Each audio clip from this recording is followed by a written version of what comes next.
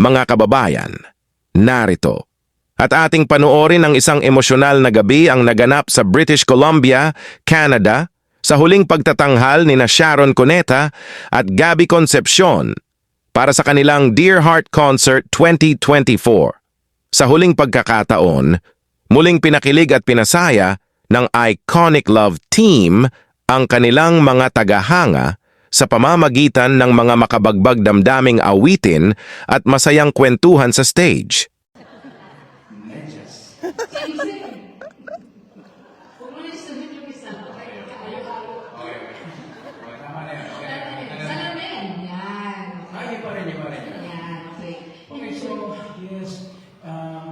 Lahat po na ginagawa po natin ngayong gabi ay hindi po matutupad yan kung hindi kayo dumating dito.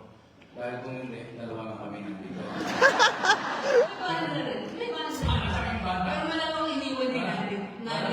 Malamang nagre-rehearse lang kami, di ba? Okay, pero napakalungkot naman kung kami lang nandito. Buti lang niya kayo, parang pakamura sa But what started this all was of course yung ating movie. You were doing your Mr. DJ and I speak Mali. Nagkasabi na hiwalay na nag-concert na ni Mano yung kanta. Mr. DJ, can I make a request? Whenever you love someone, Mr. DJ, sana I take you to the bridge sa'yo. Hihintay ko na matutulin ko. Thank you, nagsiswing sa'yo oras na. At sana'y nakikita na aalaala niya ang love song namin noon. Lumala ng panahon, Mr. DJ, salamat sa'yo. Sumasabay din ako, last na to, sa love song namin noon. May lumala ng That was my first thing which I recorded when I was 12. Then I met him, I was 14, Kuya Jerv sa show. Yeah. And then we did a movie when I was 15 and he was 15. 7. Okay. Na 40 naman nung pinanonood ko yung mga narinig ko yung mga kanta. 12 lang ako nun. 45 yun, di ba? 45. Oo, tapos naging 33. Yes. Balik na yung line yan. Oo. Iba talagang sama ng line nila. At saka nung araw, meron pang yung laser disc. Di ba? Nauso rin yung Betamax. VHS, VCD, Hindi ko DVD. alam namin, may tatawa sinabi ko, Betamax. Di ba? Sino sa inyo meron pang Betamax? Machine. Gusto ko ito yan, napakahalata tayo. Marami kasi Sa mga mga Betamax na generation. hindi ko na maplay. Sino sa inyo may Betamax machine? Ibalipat mo na, Diyos ko. Hindi, sa VHS. Ibalipat mo na sa ano, drive. Okay, yung 8 track. Sino sa inyo may 8 track? Lalala niyo yun? Okay, di ba? This song started it all. Kaya tayo magkakasama ngayon, Dear Heart. Because we met and then we did this movie. We shot it for 5 months. We did not fall in love. When we were dubbing the movie, that means we were putting voice into our scenes. Did we realize? Sumunay ka sa kotse ko, tapos dinala na kita sa langit. Shooting yun, ano Sa ba? langit. Baliw. 18 na ako noon. Okay. So this song started in Poland.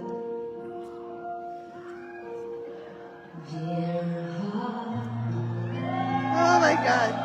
ikaw raw ay tahanan ba?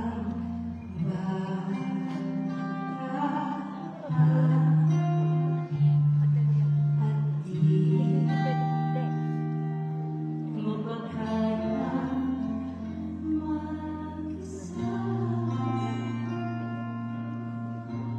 Alam mo, sa bawat